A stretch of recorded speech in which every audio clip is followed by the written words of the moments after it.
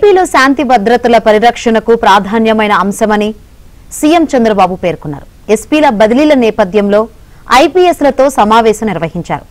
రాజకీయ ముసుగులో నేరాలను ఉపేక్షించొద్దని, కొత్త తరహా నేరస్తులు వచ్చారని, ఈ విషయంలో పోలీసులు అప్డేట్ కావాలని సూచించారు.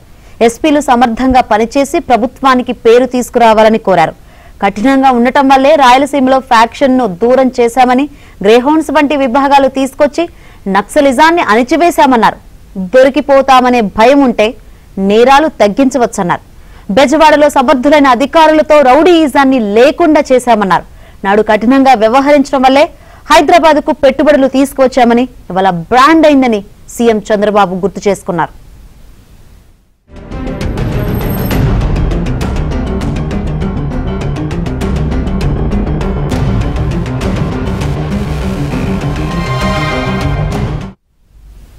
రాజకీయ ముసుగులో చేసే నేరాలను కట్టడి చేయాలని సీఎం చంద్రబాబు ఎస్పీలకు ఆదేశాలిచ్చారు. వివేక హత్య విషయంలో ఏం జరిగిందో ప్రతి పోలీస్ అధికారి స్టడీ చేయాలని సూచించారు. దారుణ హత్యను గుండెపోటు అన్నారని, ఆ తర్వాత హత్య అని తనపై నెపనెట్టారన్నారు.